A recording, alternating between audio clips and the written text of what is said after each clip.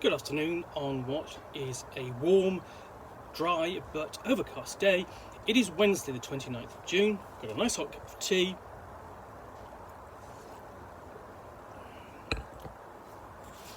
And a parcel to unbox. So just got the knife.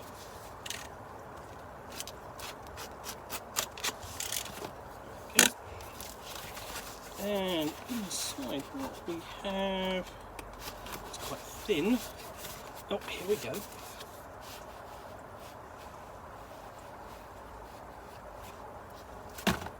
This is Starstone, a medieval fantasy role-playing campaign, or FRP campaign, as it says up here. This is a piece of British role-playing legend and history. It's a complete campaign, almost statted up for Dungeons & Dragons.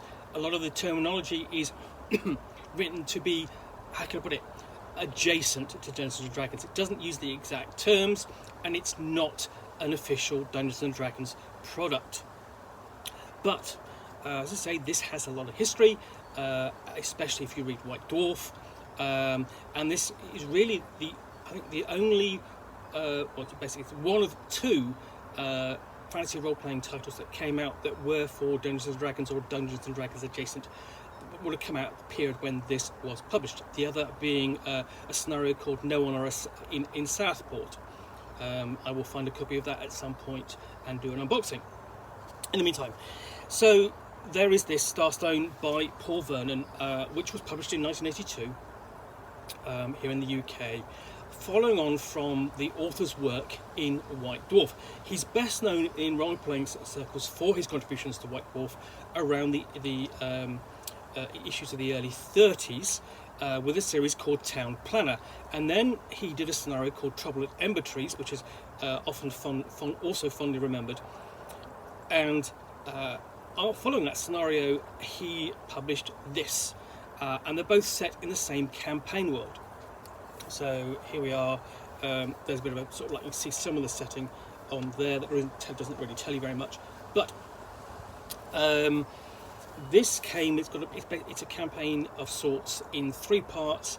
It identifies. It's got like a first sort of like introductory adventure, then a longer kind of dungeon adventure, and then a castle and a mystery and a bigger dungeon as well. Because you've also got this map insert, and I'll just show you this. So this kind of folds out. On the back we have that. See what this is. Is that it? Nope, not. It does actually fold out. Sorry, it's just been trying to get the pages to part. So, and then, yeah, we also have that as well. So you've got quite an extensive sort of like gaming area, all combined with it on that, just on that map. But inside the book, so you have some really quite great artwork, and you've got sort of like a print of the greater area on the inside of the back cover, and the front cover as well. Sorry. So that's the hex map area. But what's it about? So 2 complete scenarios for beginning characters, each consisting of dungeon, wilderness and urban adventures, plus an ideal introductory adventure. This booklet contains all necessary maps, background information and area descriptions and encounter tables for the villages, dungeons and wildernesses included, in addition to illustrative artwork of use to both game master and players alike. Designed for use with all fantasy role-playing systems. So it's a generic, actually in reality it's actually published as a generic book, but it's pretty close to Dungeons & Dragons. So we have a bit of introduction here. How long must the county endure the evils which have beset it of late? All are agreed that too much has happened to attribute solely to beasts of the northern waste. So who or what is behind them? The brave may discover the truth, but only the cunning and the perceptive will live well to tell the tale. Perkin Walden, merchant of Rissenby, from a recent speech to the Shiremoot of Starstone. So there we go.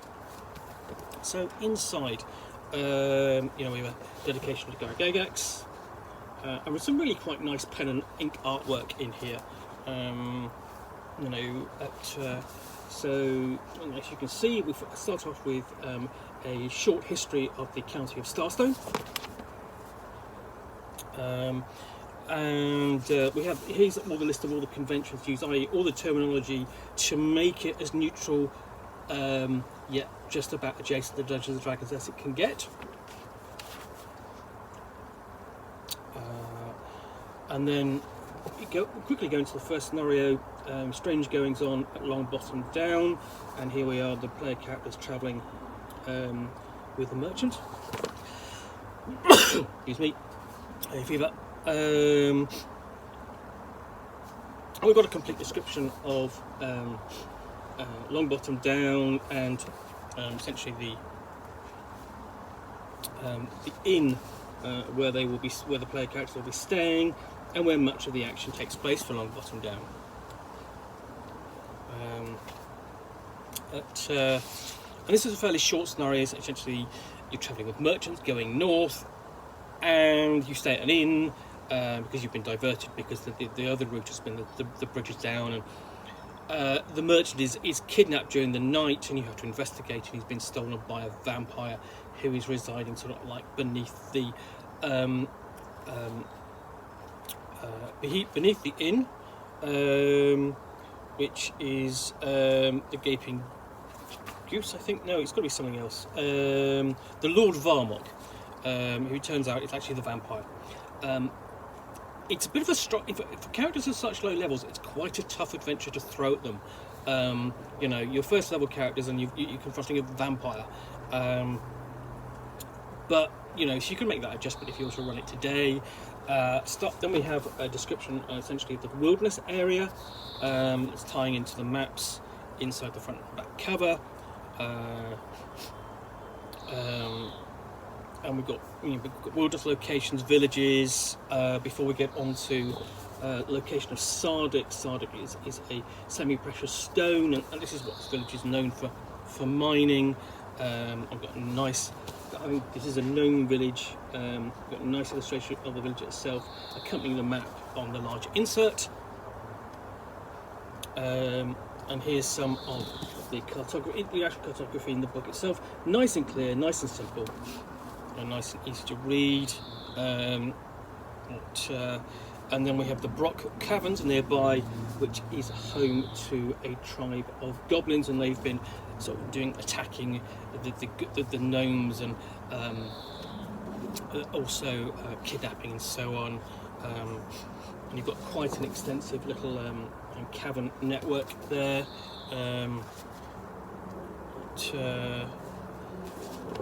So yeah, again, really quite nice little pen and ink artwork to accompany it. And this, interestingly, is the depiction of the goblins in the campaign, looking more like playful children rather than the pointy-eared, grimacing, pointy teeth, green-stained coloured image we normally have them in fantasy role-playing games. Okay, and we've got the prisoner area with a whole bunch of goblins, and then we go on to Dolgald, which is a larger area and basically a larger village, and you've got the castle at the top there, and you've got complete maps of those in the insert. So this is a bit more open as I remember it. There's much more going on. There's quite a large village in comparison, and it's not all covered in here. But below, nearby, you've got a dwarven mine. Breakdown of all the villagers. So quite a lot of text in here, quite a lot of detail. And then we get into the castle itself, and a bit more background, wilderness areas around, and you've got much more of sort of like an open plot, sort of like a murder mystery, as I recall, and then Dolgald's Hold below as well. And here the artwork is, I think the artwork is a little bit more rushed. It feels it's much rougher when compared to sort of like the nice clear pen and ink earlier. Yeah, essentially that's it. You've got a little bit of an afterword there. from the author, and ultimately the idea was that this would sort of like, there would be a sequel to this called, which would detail the town of Ristonby, which was further to the north, and was germane to sort of like some of the events which were going on in this campaign. But that never appeared. The author went off in another direction, and is now a noted film documentary maker. And there's always talk of this being brought back because of the old school Renaissance, and that would be fantastic if it could, because there's excuse me, there's a lot to play in here, there's a lot to encounter, and it's got a sense of like a kind of earthy feel to it, of sort of like Northern European fantasy, which you will kind of expect in British and European role-playing fantasy, even to this day. You might look upon this as sort of like as a sort of like a semi-precursor to Warhammer Fantasy roleplay, but obviously for more written for Dungeons and Dragons. But yeah, if you can track down a copy of this, I think you'll be surprised how good it is. It's not perfect by any means. There's sort of like plot connections which could be made clearer. Certain places could have a bit more focus, especially in the second scenario in there. But it's still, for 1982, there's a lot of gaming packed into its pages, and it's a lot of fun, and it's a really fascinating piece of history. Anyway, I hope you have enjoyed this unboxing. Thank you very much for watching. If you have, then please do click on the like buttons down below, and of course, if you've got any comments or feedback, I appreciate you taking the time to post those. And of course, if you want to be alerted to yet more unboxings in the Nook, where you will see me out here with a parcel and a book or game which I will unbox and chat about to the best extent of my knowledge for roughly 10 minutes or so, all of course accompanied by a nice hot cup of tea,